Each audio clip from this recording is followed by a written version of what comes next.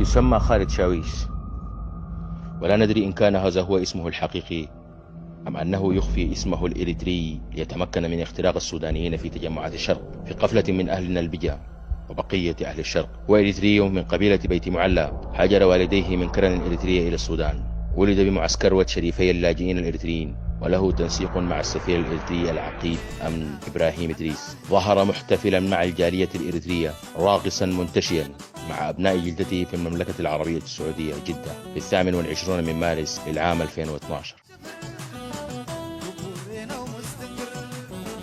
الإريتري خالد شاويش يقاتل مع المخابرات الإريترية بتنسيق ودعم من الإمارات العربية المتحدة، المنسقة مع نظام سياس أفوركي الذي فتح لها أراضيها لتجنيد مقاتلين للحرب في ليبيا. هذا التنسيق هدفه الأساسي تسليم الشرق لعناصر مخابرات أفوركي لفصل شرق السودان. هذا الإريتري خالد شاويش استطاع بمساعدة أعوان وعملاء مخابرات الدول الجارة أن يتسلق حتى ترأس الجبهة الشعبية للتحرير والعدالة، ولأن هنالك مخطط ومصالح تجمعها وجدوا ضالتهم في خالد شاويش. برز اسمه في قائمة تجارة العملة وغسيل الأموال، اخترق حكومة النظام السابق واختلس منها ما قيمته 7 مليون دولار بعد أن حصل على جواز دبلوماسي بدرجة مستشار، مما سمح له بسحب مبالغ طائلة من النقد الأجنبي باسم مهمات ومشاريع وهمية. جمع شاويش أموالا ضخمة وفر هاربا خارج البلاد. تم إعداده من قبل المخابرات بشكل جيد لاختراق صفوف المعارضة السودانية في مهمة جديدة، وظهر في مفاوضات جوبا للعام 2020. سخرت له أموال ضخمة لكسر إرادة جماهير شرق السودان، وبمخطط آخر لاختطاف مسار الشرق واغتيال قائدها سياسيا وإبعاده عن الساحة السياسية، وبمؤامرة من داخل الحزب قادها عبد الوهاب جميل الأمين العام للجبهة الشعبية وآخرون.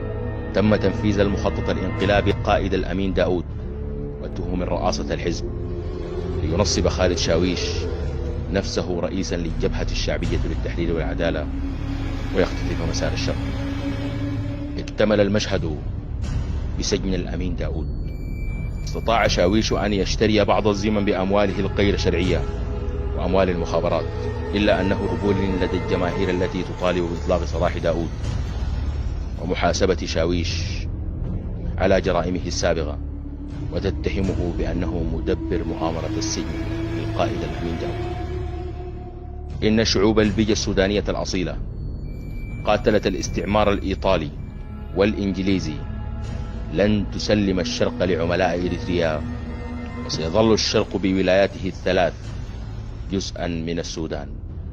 يا شعبنا، يا أحفاد تديقنا الأسد، هل سنسمح لأهلنا في شرق السودان أن يقود مسارهم أجنبي عميل لألد أعداء الشعب السوداني؟